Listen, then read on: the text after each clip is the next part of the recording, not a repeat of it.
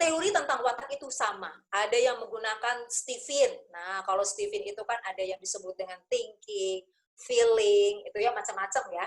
Itu harus pakai tes jari. Nah, tetapi saya hanya ingin menjelaskan dari hal yang mudah saja kita lihat agar kita juga tidak terlalu sulit untuk mengingatnya, bahwa anak-anak kita dan diri kita, manusia secara garis besar itu terbagi pada 4 watak ini. Tetapi watak ini tidak satu pada diri manusia. Sebetulnya manusia itu punya kombinasi dari watak-watak tadi, cuma nanti akan muncul mana yang dominan. Akan muncul yang dominan. Sehingga saya juga kombinasi dari berbagai watak tadi, tetapi saya punya yang dominan. Yang pertama adalah koleris. Koleris itu bisa dikatakan sebagai tipe anak yang senang memimpin. Ya, sehingga mereka terlihat pada saat bergabung dengan teman-temannya, mereka itu senangnya mengatur, kemudian keras kemauannya. Kalau sudah punya prinsip, mereka teguh dengan prinsipnya. Tetapi anak yang koleris ini cenderung kurang sabar dan kurang empati. Dia cenderung marah kalau ada keinginan yang tidak sesuai dengan harapannya. Dia berpikir orang lain itu harus sama seperti dia. Nah, ini kekurangan daripada orang yang koleris. Tapi kelebihannya anak yang seperti ini teguh dalam pendirian. Sehingga orang tua kalau berhadapan dengan yang anak koleris itu harus sabar. Harus sabar dan tidak boleh dibiarkan mereka itu mendominasi kita. Karena anak koleris itu pandai. Dia bisa melihat kalau dia bisa ngakali orang tuanya dan orang tuanya bisa ngikutin apa kata dia, wah dia nanti yang akan menjadi dominan di dalam pola pengasuhan. Jadi yang terjadi adalah orang tua akan mengikuti semua apa yang anak mau, memberikan semua apa yang anak inginkan. Sehingga potensi kebaikan yang ada dalam watak koleris ini terarahkan kepada sesuatu yang keliru. Nah, ini untuk anak yang koleris. Yang berikutnya adalah anak yang melankolis. Nah, kalau anak melankolis itu kebalikan dari anak yang koleris. Dia cenderung sensitif. Kalau anak koleris itu kalau masalah perasaan dia ekspresif. Dia bilang nggak suka ya nggak suka. Ya. Nah, tetapi kalau yang melankolis sebaliknya. Yang melankolis itu cenderung dia kalau punya emosi, dia tahan. Dia memendam. Ini juga tidak baik. Tetapi dia adalah orang yang analitis. Dia itu punya perencanaan. Dan biasanya dia memang anak-anak yang punya kecerdasan. Tetapi di balik itu, di balik kelebihan-kelebihannya, seringkali dia ragu ketika dia harus memutuskan tentang sesuatu. Nah, jadi anak melankolis juga punya kelebihan. Nah, anak yang seperti ini sangat bagus sekali ketika di dalam organisasi menjadi orang yang merencanakan. Jadi karena dia pandai itu merencanakan, dia punya pandangan ke depan, tetapi kadang-kadang dia terlalu mempertimbangkan sesuatu yang seharusnya itu tidak perlu dipertimbangkan. Artinya banyak sekali ketakutan, kecemasan, sehingga membuat dia itu ragu untuk melangkah. Nah, ini anak yang melankolis. Jadi para umahat ketika melihat anak yang melankolis, apa yang harus dilakukan? Ya, mendorong, memberikan support bahwa kamu bisa melakukan ini, ayo ibu bantu, caranya seperti ini, kita coba yuk. Nah, seperti itu pada anak melankolis. Ya, semakin anak itu ditekan dengan hanya mengatakan kamu bisa, apalagi kemudian dilakukan perendahan atau penghinaan terhadap kemampuan anak ini semakin tidak berani. Sementara di dalam dirinya itu sesungguhnya ada potensi yang bagus sekali untuk bisa diasah. Nah, anak yang pragmatis lain lagi. Kalau anak pragmatis itu adalah anak yang sangat menyenangkan bagi banyak orang. Karena apa? Karena dia pinter, supel, dan dia itu ada teman curhat yang baik. Nah, jadi kalau anak yang pragmatis itu menyenangkan buat semua, tetapi seringkali anak yang pragmatis juga tidak berani untuk mengatakan tidak. Jadi semua yang dikatakan oleh orang lain itu ya. Walaupun tidak setuju, dia tidak berani untuk menyampaikan bahwa saya itu tidak setuju dengan pendapat tersebut. Ya, karena itu anak pragmatis cenderung disukai oleh banyak orang. Dan kalau kita punya anak pragmatis juga enak karena dia nurut saja sama kemauan kita, ya. Apapun yang kita minta itu dilakukan, tapi hati-hati karena anak yang pragmatis itu dia harus dikuatkan prinsipnya mana yang benar, mana yang salah, dan dia harus berani untuk menyampaikan. Itu anak yang pragmatis. Nah, sementara anak yang sanguin itu mereka adalah anak yang kelihatannya itu ceria, ya, menyenangkan buat orang lain dan populer. Kalau pragmatis itu cenderung tenang, tapi kalau anak yang sanguin itu cenderung dia biasanya di kalangan teman-temannya itu adalah orang-orang yang terkenal, orang-orang yang populer, Walaupun dia itu bukan orang yang cerdas, tetapi dia itu pede abis gitu loh. Itu anak yang sanguin. Nah, cuman anak yang sanguin ini juga punya kelemahan, di mana mereka itu cenderung untuk ya hidup ini mengalir saja, tidak punya rencana, pokoknya hidup senang-senang saja. Ketika hal ini tidak dibereskan atau tidak kita bangun, apa yang terjadi? Mereka pada saat dewasa tidak tumbuh visinya, tidak tumbuh daya juangnya. Sehingga kita perlu sekali mengenal anak kita itu wataknya ada di mana. Sehingga pada saat kita mengasuh mereka, kita kemudian membangun disiplin pada mereka, kita tahu ya bahwa bagaimana hal-hal apa yang harus betul-betul kita bangun pada anak-anak kita. Anak yang koleris, anak koleris itu ketika mereka dihadapkan pada kedisiplinan, banyak negosiasinya. Aku maunya begini, aku nggak mau seperti itu. Nah, itu banyak orang anak koleris itu banyak seperti itu. Sehingga orang tua perlu perlu betul-betul menegakkan aturan itu seperti ini. Tapi anak koleris itu adalah anak yang sangat logis biasanya. Sehingga kalau aturannya logis, mereka juga senang, mereka bisa menerimanya. Oke, tapi mereka juga perlu waktu, perlu pendampingan, agar bisa mengikuti daripada setiap aturan. Nah, di TK Anak Soleh juga berhadapan dengan anak yang semua tipe ini. Ada anak yang koleris, pragmatis, melankolis, sanguin, dan punya gaya belajar yang membeda. Sehingga kenapa di TK Anak Soleh itu di dalam satu kelas, membuat banyak sekali kegiatan dan model-model. Tujuannya untuk apa? Tujuannya adalah untuk memfasilitasi daripada keunikan masing-masing anak. Yang selanjutnya adalah, keunikan berikutnya adalah bahwa anak kita itu punya kecerdasan yang berganda. Teori ini disampaikan oleh Howard Gardner ya, sekitar awal dari abad ke-20. Sebetulnya kecerdasan berganda ini sudah dipraktekkan di dalam Islam. Kalau kita membuka sejarah pada zaman peradaban Islam, terutama pada zaman Abbasiyah ya, pada zaman Kekhalifahan Abbasiyah, pada saat itu banyak sekali muncul intelektual Muslim yang dia tidak hanya punya kefakihan dalam satu bidang saja, tetapi dia juga paham ilmu agama dan dia juga paham terhadap ilmu-ilmu dunia lainnya. Seperti dia juga ahli matematika, dia juga ahli astronomi, dia juga ahli kimia. Itu banyak sekali ilmuwan Islam yang lahir. Ini menunjukkan bahwa pada diri manusia itu ada ruang-ruang di dalam otaknya. Jadi berdasarkan penelitian neuroscience, di dalam otak itu ada ruang-ruang, ada bagian-bagian. Di situ ada kecerdasan interpersonal, ada interpersonal, ada kinestetik. Jadi ada bagian-bagian yang semuanya itu harus distimulasi, dan ketika disimulasi, yang muncul adalah anak-anak yang punya berbagai macam kemampuan. Dia juga paham agama, tapi dia menguasai ilmu yang lain. Sehingga tidak benar sesungguhnya ketika ada pendapat yang seperti ini. Nggak boleh ulama tapi bicara tentang politik. Itu nggak boleh ya sebetulnya. Atau misalnya kita nih sebagai orang awam gitu ya, guru TK nggak boleh bicara tentang ekonomi. Seolah-olah kalau guru TK itu nggak bisa jadi ahli ekonomi gitu loh. Seolah-olah guru TK itu juga nggak bisa bicara tentang politik. Seolah guru-guru TK itu nggak bisa juga berbicara tentang masalah kesehatan. Karena itu semua itu adalah sesuatu yang bisa dipelajari dan sejarah membuktikan pada zaman Kekhalifahan Abbasiyah, pada saat di mana ilmuwan-ilmuwan banyak yang lahir, di situ ada Ibnu Sina, di situ ada Al-Khawarizmi. Dan kalau kita tahu bahwa yang menemukan pesawat itu adalah bukan dari Wright bersaudara, tetapi justru sudah ditemukan sebelumnya, jauh sebelumnya oleh seorang ilmuwan Muslim. Nah, ini harus menumbuhkan kepercayaan kepada kita bahwa kaum muslimin pun itu bisa menjadi seseorang seperti halnya mereka yang hebat-hebat yang kita lihat pada saat sekarang. Ya, selama ruang-ruang itu harus kemudian distimulasi. Sehingga ketika kita berbicara stimulasi anak-anak kita, maka kita tidak bisa hanya memberikan stimulasi untuk satu kemampuan saja. Banyak orang tua tuh yang fokusnya hanya padanya, yang penting anak itu di TK bisa baca, bisa berhitung. Itu adalah kecerdasan bahasa dan kecerdasan logika saja. Hanya dua kecerdasan.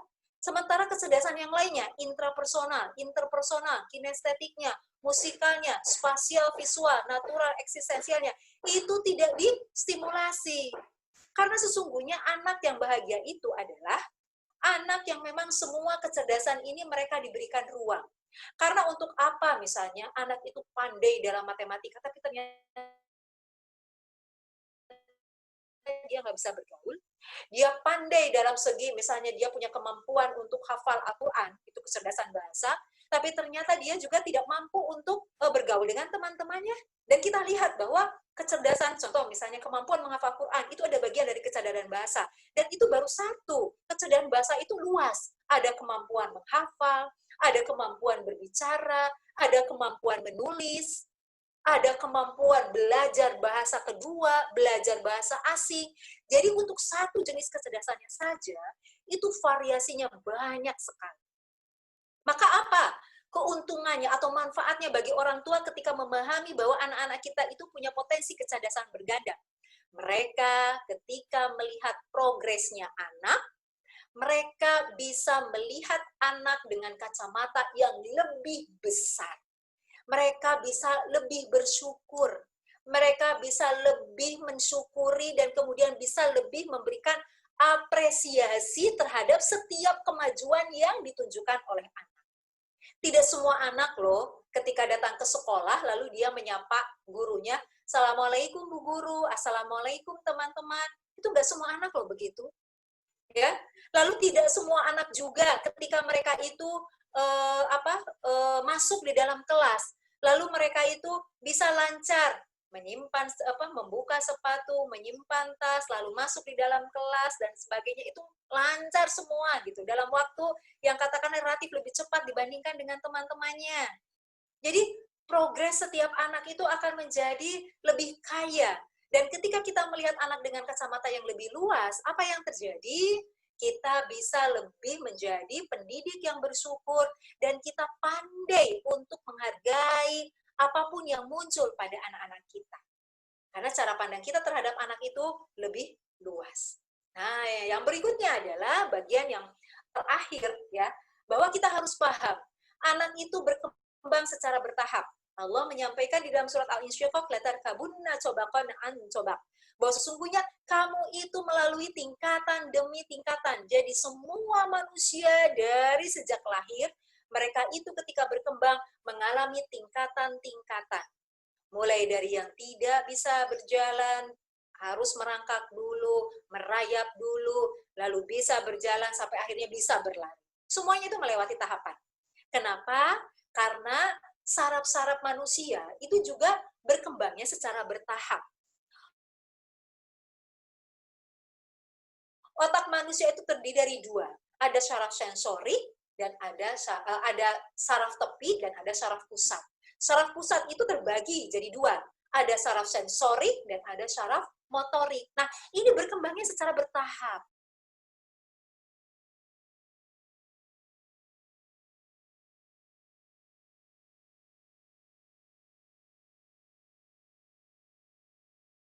Bu Herlina muncul pada layar dengan nama apa ya? Saya tidak melihat namanya. Anak Soleh, namanya TK Anak Sol. Baik. Baik.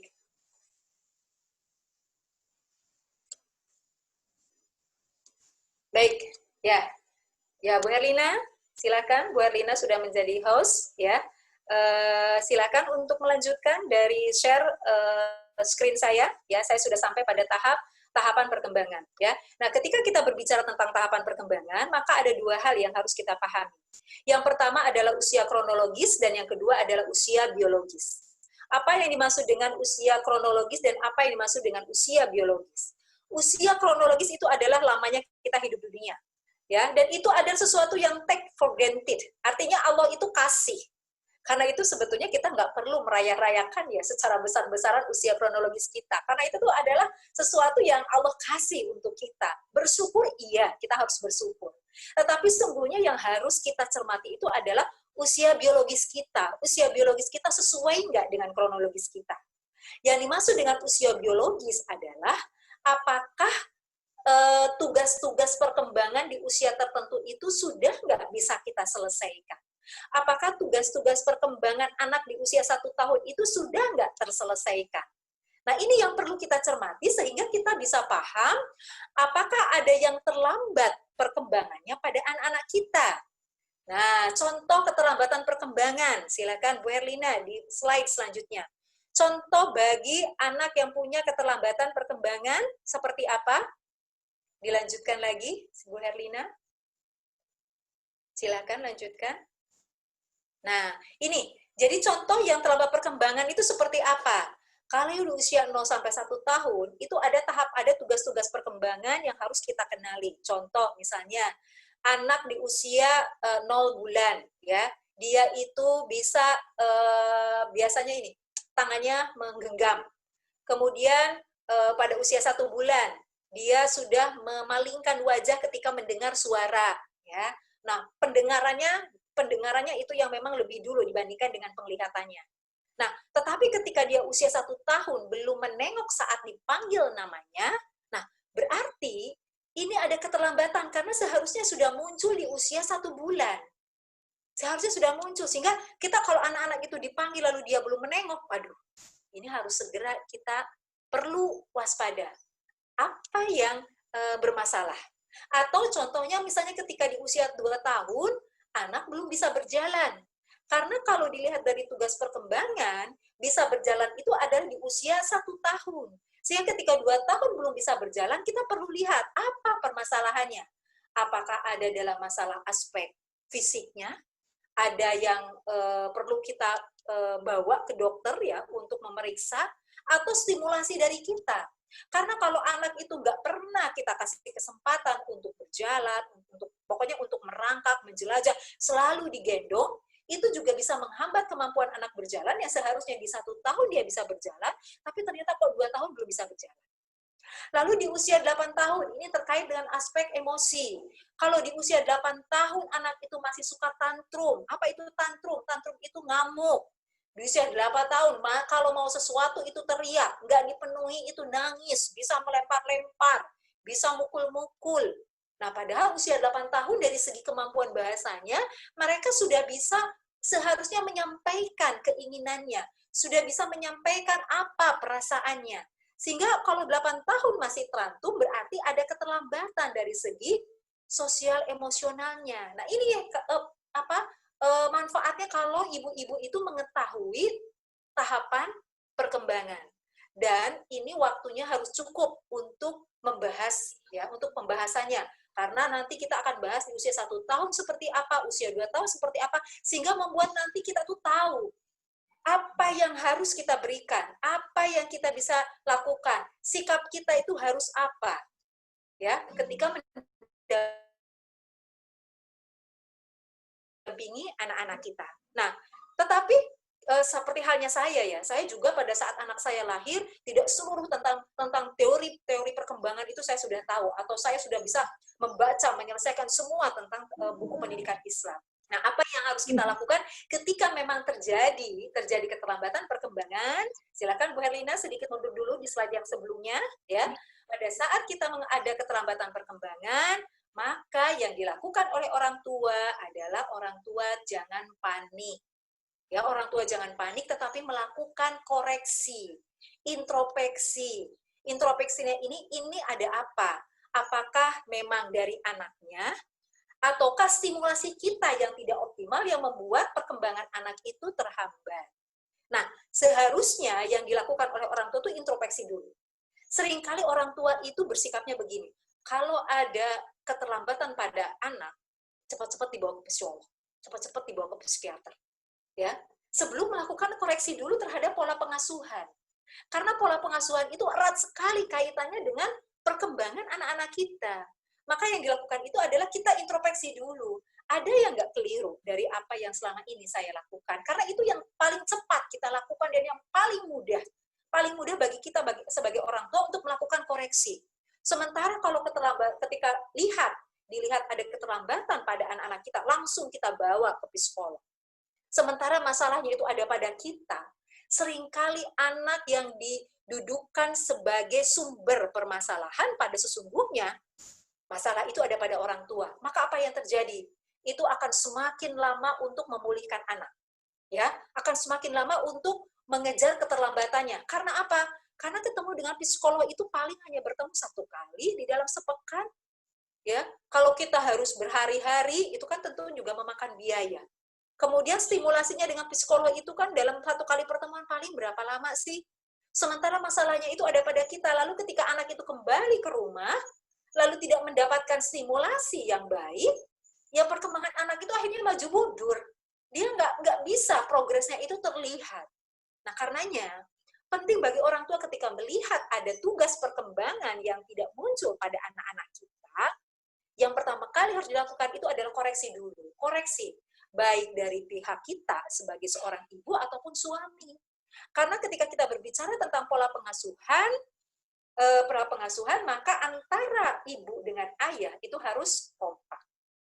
Lalu bagaimana caranya dengan perkembangan anak yang masih tantrum? Nah, anak itu tantrum biasanya adalah ketika keinginan mereka tidak terpenuhi. Jadi saya lihat langsung chatnya, saya langsung jawab aja ya agar menyingkat waktu ya. Jadi kalau anak itu masih tantrum di usia misalnya dia di usia 6 tahun, 7 tahun, 8 tahun padahal seharusnya itu sudah lewat. Jadi tantrum itu muncul puncaknya itu di usia 3 tahun. Di usia 3 tahun munculnya. Karena dia sedang puncak-puncaknya masa yang disebut dengan egosentris. Ya, yang disebut dengan egosentris. Egosentris itu apa? Pokoknya apapun yang dikatakan orang tuanya, dia bilang tidak. Dia akan berlawanan dengan orang tuanya. Dan itu kita tunggu-tunggu. Itu bukan perkembangan yang negatif. Itu adalah satu perkembangan yang tunggu-tunggu. Karena apa? Karena menunjukkan anak kita normal. Tapi seringkali orang tua tidak paham menyikapinya secara negatif. Nah, anak itu biasanya tantrum ketika apa? Perhatikan, ketika anak tantrum itu dalam kondisi apa? Itu biasanya kita sebagai seorang ibu bisa mendeteksi anak kita biasanya tantrum, misalnya ketika dia lelah, ketika dia lapar, ketika ada keinginan yang tidak dipenuhi. Nah, itu kita pelajari dulu ya kepada anak yang tantrum. Nah, kalau usia-usianya adalah ketika di usia-usia awal, usia-usia 3 tahun, maka yang kita perlukan, yang kita lakukan itu adalah kita mencegah, meminimalkan untuk munculnya tantrum. Itu yang pertama. Lalu apa lagi yang perlu kita lakukan?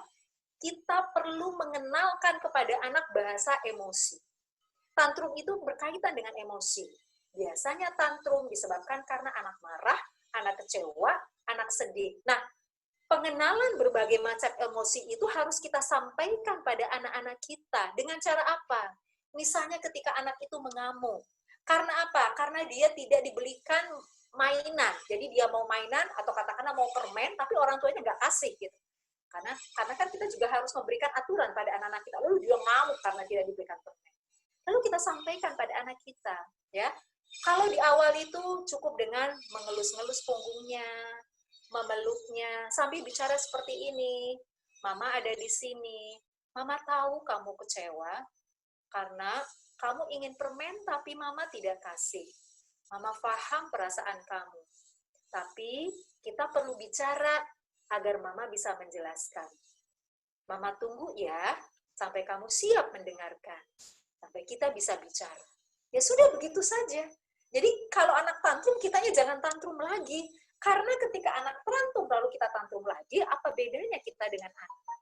Jadi justru ketika anak tantrum, kita tantrum, sangat tidak membantu anak. Membuat anak itu tidak paham apa yang harus dilakukan ketika dia punya satu keinginan dan dia ingin meluapkan kekesalan atau kekecewaan. Nah, kalau anak itu didampingi seperti itu, tantrum itu nggak akan sampai berjam-jam kok. Itu anak itu pasti akan lelah. Nah, ketika anak itu sudah dalam keadaan tenang, baru setelah itu kita peluk, baru setelah itu barulah kita mulai bicara. Jadi bahasa tubuh kita juga bermain. Kita peluk anak kita usap kepalanya. Kenapa? Karena ketika kita memeluk anak kita usap kepalanya, maka anak kita itu menghasilkan hormon. Hormon yang hormon itu berfungsi untuk menenangkan. Nah, ketika anak itu emosi, limbiknya itu dalam keadaan terbajak. Dalam keadaan terbajak membuat otak berpikirnya itu nggak bisa jalan. Ya, nah jadi kalau anak tantrum kita mau bicara apapun dia nggak akan dengar. Jadi tunggu sampai anak itu selesai menenangkan dulu, kita bisa dampingi, tarik nafas agar lebih lega karena mama tahu dadamu sangat sakit. Jadi kita tuh harus memberikan empati, mencoba untuk membahasakan apa yang anak rasakan. Dadanya sakit, kemudian capek, lelah. Nah, itu kita bahasakan. Setelah anak itu mulai tenang, baru kita bicara. Ya, dan baru kita sampaikan. Nah, tahu nggak kenapa mama tidak memberikan permen? Karena kita pernah, mama pernah jelaskan kan, bahwa permen itu begini, begini, begini, dan kita sudah sepakat bahwa tidak bisa setiap hari kita makan permen. Karena apa yang terjadi? Jika kali kamu makan permen terus-menerus, lalu giginya menjadi rusak. Gigi yang rusak itu nanti jadi bolong, lalu kita merasa sakit gigi. Jadi mama tidak memberikan permen karena mama sayang, mama tidak mau kamu mengalami sakit gigi. Nah, contohnya seperti itu. Jadi kalau anak tantrum, kuncinya yang pertama, jangan panik, tenang dulu, tenang dulu. Dan mindsetnya dalam kita itu bukan, waduh ini anak kurang ajar, ini anak bandel. Jangan Bu, jangan mengeluarkan kata-kata seperti itu, ya. Tapi pahami kebutuhan anak, setelah itu tenangkan anak, baru setelah itu baru kita bisa bicara. Dan memang ini perlu waktu, perlu diulang-ulang. Tapi ketika kita melakukannya secara konsisten, nanti anak itu akan paham. Oh, kalau ngamuk, percuma aku juga nggak akan dipenuhi permintaanku. Kalau itu sudah aturan, ya itu sudah aturan. Lama-lama kendali emosi anak itu akan lebih baik. Anak bisa mengendalikan dirinya. Dan anak yang mampu mengendalikan emosinya, itu akan menjadi anak yang bisa lebih diterima secara sosial. Jadi anak juga lebih bahagia karena dia, oh anak teman-temanku senang dengan keberadaanku.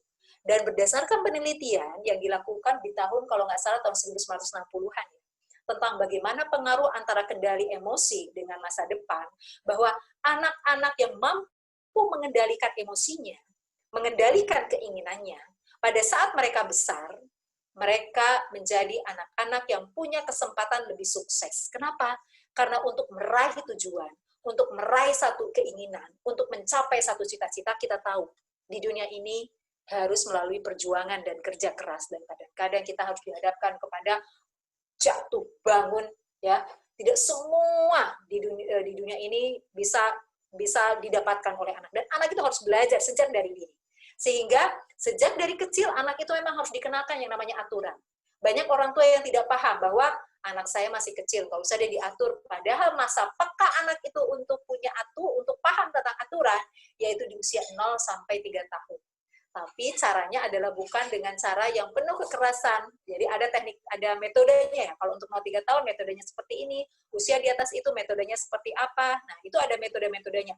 Tapi jika anak itu sejak dari kecil, para ummahat semua, dibelajarkan untuk punya pola di dalam hidupnya, maka akan lebih mudah bagi para orang tuanya untuk membentuk pola pada anak-anaknya dan kemudian memberlakukan aturan ketika anak itu memasuki di usia 7 tahun. Dan ini penting karena apa? Ketika mereka memasuki akil balik, yang dituntut oleh Allah adalah kita taat kepada aturan Allah.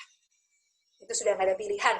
Ya, nggak bisa kita mau suka-suka kalau sudah berhadapan dengan aturan Allah. Jadi ketaatan itu harus kita latih pada anak-anak kita, membuat anak-anak kita itu ketika mereka sudah menjadi orang yang balik, akil balik, mereka itu bersikap sami'na wa ata'na terhadap seluruh perintah Allah Subhanahu wa taala. Baik, ya para ummahat semua, ya, itulah materi pada hari ini. Mudah-mudahan apa yang saya sampaikan itu bermanfaat ya. Oh iya, di sini ada materi berikut, ada pertanyaan. Saya langsung aja ya Bu Nina ya, untuk menyingkat waktu.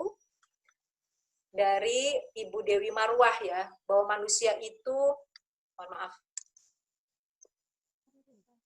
Nah, yang di atasnya dulu ya. Yang di atasnya dulu. Baik, bahwa setiap manusia itu dibekali dengan 4 potensi, ada gurzatu tadayun, bakonau, dan jasmani. Sementara keliru ketika dikatakan anak seperti kertas putih. Sementara banyak ilmu parenting mengatakan bahwa anak itu ibarat kepada kertas putih. Maksudnya anak itu lahir secara fitrah dan ortunya lah yang mengisi kertas tadi. Mau menjadikan anak seperti apa? Bagaimana pendapat Ibu? Nah, saya tadi sudah menyampaikan ada dalil-dalilnya ya terhadap gorizatu bako, gorizatu nau, gorizatu tadayun, dan hajatul uluhiyah. Itu semua ada dalilnya di dalam Al-Quran dan juga ada di dalam hadis Rasulullah SAW. Nah, ketika kita punya dalilnya, maka yang kita percaya itu adalah apa yang disampaikan oleh Allah Subhanahu Wa Taala. Ya, jadi Allah sudah menegaskan di dalam surat Al-A'raf ayat 172, manusia itu punya gorizat tadayun. Sehingga nanti kita juga maksudnya gini, kan ada orang yang begini, saya mah kenapa saya jadi Kristen, wong saya ditakdirkan seperti ini, kenapa saya ini berbuat dosa, wong saya juga ditakdirkan berbuat dosa. Nah, kalau dia tidak paham tentang Gorizatu Dadayun ini, nanti larinya dia juga akan keliru ketika memahami takdir. Nah, jadi sesungguhnya semua manusia itu dikasih Gorizat Tadayun. Tetapi ketika lingkungan ini tidak memberikan stimulasi yang baik, yang terjadi adalah pengalihan. Pengalihannya bagaimana? Ya, pengalihannya mereka menyembah kepada sesuatu yang lain, kepada sesuatu yang lain yang tidak pantas untuk disembah. Karena itulah kepada mereka-mereka yang seperti itu, pada mereka-mereka yang sudah Allah berikan berbagai macam kenikmatan, tetapi mereka kafir, Allah itu kan menghinakan sekali dan mengajukan pernyataan atau pertanyaan, kaifa takfuruna billahi wa kuntum amwatan fa ahyakum summa yumitukum summa yuhyikum summa ilaihi turja'un. Itu pertanyaan Allah. Allah itu bertanya tuh, maksudnya mengherankan gitu loh. Ada manusia yang dikasih kenikmatan luar biasa, loh kok malah kafir. Udah dikasih apa-apa, loh kok malah nggak mau taat. Termasuk juga dengan orang-orang muslim sendiri. Sebagai orang Islam pun kita harus seperti itu. Ketika kita memang mengaku seorang muslim, ya sikap kita terhadap semua perintah Allah ya cukup dengan sami'na wa ata'na. Karena hidup kita masalah rizki itu dijaminkan, sehingga tidak terfikir pada diri kita, pada diri seorang muslim seharusnya adalah mencari rizki dengan cara yang haram. Itu nggak akan terpikir, karena sudah yakin bahwa rizki itu adalah dijamin oleh Allah. Ya, nah jadi itu ya terkait dengan masalah fitrah. Lalu jika perkembangan anak usia 0-2 tahun itu terlewati, terbuang begitu saja, apakah bagaimana mengejar ketertinggalannya? Maka mengejar ketertinggalannya adalah dengan cara memberikan stimulasi. Lalu stimulasinya seperti apa? Nah, terutama di masa pandemi ini ya. Pertama adalah ibu pahami dulu tahapan perkembangan. Sehingga ibu paham tugas perkembangan untuk di masing-masing usia. Nanti kalau ibu sudah paham tugas perkembangan di masing usia, maka ibu jadi tahu apa yang harus dilakukan kepada anak-anak di usia tersebut. Contoh misalnya, saya sedikit jelaskan saja. Di usia 0 sampai 1 tahun, anak itu adalah usia yang sangat baik untuk belajar bahasa. Ya, banyak orang tua yang mengira karena anaknya belum bisa bicara, belum bisa diajak ngobrol, belum bisa menjawab, lalu mereka itu nggak mementingkan anaknya untuk diajak bicara. Padahal, coba kita lihat, anak-anak ketika di usia-usia 0 sampai 12 bulan diajak komunikasi sama orang tuanya, lihat bagaimana mukanya, bagaimana tangannya, bagaimana kakinya. Itu dia menunjukkan bagaimana dia happy-nya ketika dia diajak komunikasi. Itulah kebutuhan anak usia 0 sampai 1 tahun. Sehingga seorang ibu ketika melihat ini adalah kebutuhan anak, maka yang harus ia lakukan adalah dia memberikan pendampingan terhadap anak pada saat anak itu diajak untuk berkomunikasi. Ketika anak itu justru memerlukan stimulasi komunikasi, ya, lalu dia berikan pengasuhan itu kepada orang lain yang tingkat pengetahuannya, tingkat edukasinya rendah, apa yang akan terjadi? Ya stimulasinya tidak optimal. Orang tuanya S2, tapi yang ngajar anak, yang mendidik anak tidak lulus SD. Ini kan sesuatu yang memprihatinkan. Ya, ini memang tantangan bagi orang tua yang bekerja, sehingga orang tua yang bekerja yang mungkin pada masa pandemi ini di satu sisi dia harus kerja, sementara anaknya harus distimulasi, maka dia harus kuatkan dengan yang mengasuh anak di rumah. Sehingga yang mengasuh anak di rumah harus juga paham tahapan perkembangan, sehingga menjadi tim buat anak-anak.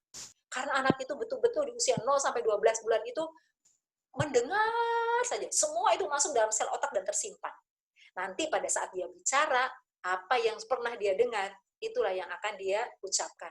Nanti tentang tahapan perkembangan ini saya akan lebih jelas lagi spesifiknya ya. Tetapi intinya para umat semua, kalau ada keterlambatan, jangan panik. Lalu jangan menangisi diri, aduh gimana dong. Nah, sudah Bu, itu sudah lewat.